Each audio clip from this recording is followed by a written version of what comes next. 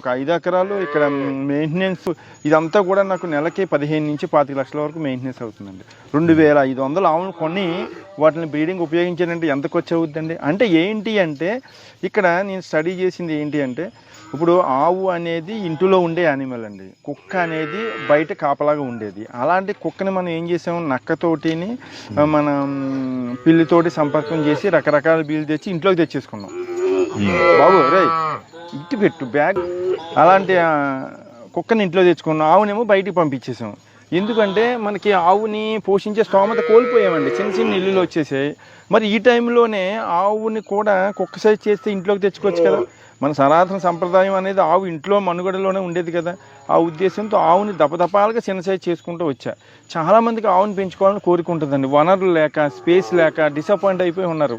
అలాంటి వాళ్ళకి ఎంతో ఊరట అనిపించిందండి. ఎంతోమంది హ్యాపీ ఫీల్ అవుతున్నారండి. ఈరోజు ఎంతోమంది ఆవుల్ని అపార్ట్మెంట్లో పెంచుకుంటున్నారండి. నా కాన్సెప్ట్ ఏంటంటే 2 అడుగుల లోపు తీసుకురావాలి, 2 లీటర్ల పాలు ఇవ్వాలి, ఆడ మగ కలిసి 10,000కే ఇవ్వాలి అని ఒక ప్రాజెక్ట్ నేను తయారు చేసుకున్నానండి. అలా చేయాలంటే నేను సంవత్సరానికి సుమారుగా 1,00,000 ఆవులను పుట్టించాలండి. పుట్టించినప్పుడే నేను ఆ పని చేయగలను. ఇప్పుడు వచ్చిన కౌంట్ 750 అయింది. ఇది ప్రపంచం మొత్తానికండి ఈ మీనేచర్ అనే జాతిని క్రియేట్ చేసింది, దీనికి పేరు పెట్టింది నేనే. యాక్చువల్గా ఏన్షియంట్ ఇండియన్ డ్రాఫ్ట్ బ్రహ్మ బ్రీడ్ ఇది. అప్పట్లో దీన్ని వశిష్ఠుడు విశ్వామిత్రుల వారు బాగా డెవలప్ చేశారండి దీన్ని. ఎందుకంటే ఇది ఆవులో ఒక 4th క్రోమోజోమ్ ఎఫెక్ట్ అవ్వడం వల్ల ఈ బ్రీడ్ పుట్టింది. చాలా వరకు బ్రీడ్లు అంతరించిపోయాయండి, అలాగే ఈ బ్రీడ్ కూడా అంతరించిపోయింది. మళ్ళీ దీన్ని నేను రీబర్త్ చేసి దీనికి మీనేచర్ అని పేరు పెట్టడం జరిగింది. అంటే మీరు లొకేషన్ కూడా చాలా పీస్ఫుల్ లొకేషన్ ఎంచుకున్నారు. అవునండి. ఈ లొకేషన్ ఎంచుకోవడానికి ఈ బ్రీడ్ ఇక్కడ డెవలప్ చేయడానికి ఏమన్నా చాలా దగ్గర సంబంధం ఉందండి. ఇది జెనెటిక్ సైన్స్ ప్రకారం ఏంటంటే మన బాడీలో జీన్ అండి వాతావరణాన్ని బట్టి మ్యూటేషన్ జరుగుతుందండి. అంటే ఇప్పుడు మనకు ఒక ఆవు ఉందండి, ఆవుని మనం హిమాలయాలు తీసుకెళ్ళామనుకోండి, అక్కడ పుట్టే బేబీకి బొచ్చు ఎక్కువ వస్తుంది. ఎందుకు వస్తుంది? దాని జీన్లో లేదు కదా. అంటే అక్కడ వాతావరణానికి చలికి తగ్గట్టుకునే విధంగా దానికి బొచ్చు వచ్చిందండి. అదేవిధంగా నేను భూమికి సమాంతరమైన నేలలో ఎన్ని పుట్టించినా 3 అడుగులు తక్కువ ఏది రాలేదు. ఎందుకంటే భూమికి సమాంతరమైన ప్లెయిన్ ఏరియాలో పుట్టే ప్రతి జీవి హైట్లోనే పుడుతుంది. దాన్ని మళ్ళీ మ్యూటేషన్ మార్చాలని కొండల వారికి తెచ్చానండి. ఎందుకంటే కొండల వారిని పుట్టే ప్రతి జీవి కూడా పుట్టిదే పుడుతుంది, చిన్న కాళ్ళు ఇట్టుకుని పుడతాయి. ఎందుకంటే కొండ ఎక్కాలంటే పుట్టడం వల్ల సాధ్యం అవుతుంది, అది నేచర్. అందుకని ఇక్కడ తీసుకొచ్చి కొండల పక్కన 2 అడుగుల వరకు తీసుకొచ్చానండి. ఈ 2 అడుగుల నుంచి ఇంకా చిన్న సైజ్ చేయాలి అంటే ఏం చేయాలండి? మరి అపార్ట్మెంట్లో మన టైల్స్ ఉంటాయి, టైల్స్కి ఇల్లు జారకుండా అలవాటు చేయాలనే ఉద్దేశంతో 3 జనరేషన్లో మన టైల్స్ అపార్ట్మెంట్లో మ్యూటేషన్ చేస్తున్నా. అంటే ఇది అందులోనే పెరుగుతాయి, టైల్స్లోనే పుడతాయి. పుట్టే దూడలకి టైల్స్కి అతుక్కునే స్వభావం ఉంటుంది, అంటే జారే స్వభావం ఉండదండి. అట్లకి మన ఆవులు జారిపోతాయి, వీటికి జారే స్వభావం ఉండదు.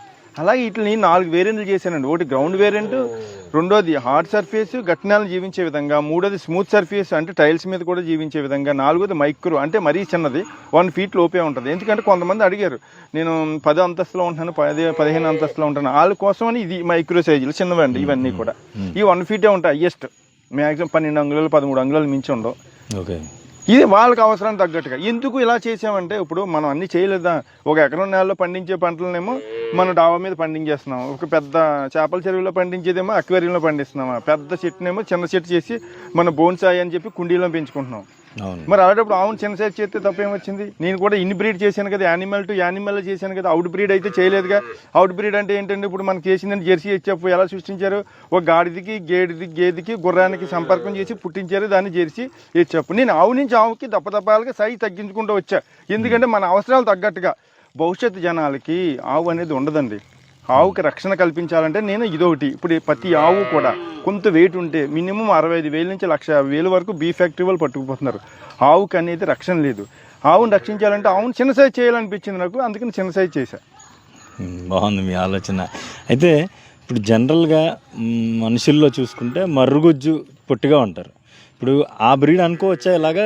దానికి దీనికి మనిషికి ఒక క్రోమోజోమ్ ఎఫెక్ట్ అవడం వల్ల డ్రాఫ్ట్ పుడతారు, ఆవుకి 4th క్రోమోజోమ్ ఎఫెక్ట్ అవడం వల్ల డ్రాఫ్ట్ పుడుతుంది. అదే ఈ బ్రీడ్. చూడండి అది ఎంత ఫ్రెండ్లీగా ఉందో, మిమ్మల్ని టచ్ చేస్తుందన్నమాట, ముద్దెట్టుకోవడానికి. ఈ హ్యూమన్తో అటాచ్మెంట్ ఉంటాయండి, మనుషులతోటే వీటికి అలవాటు. అదే పెద్ద ఆవులు అయితే ఎలా ఉంటాయండి? ఆవులతో ఉంటాయి.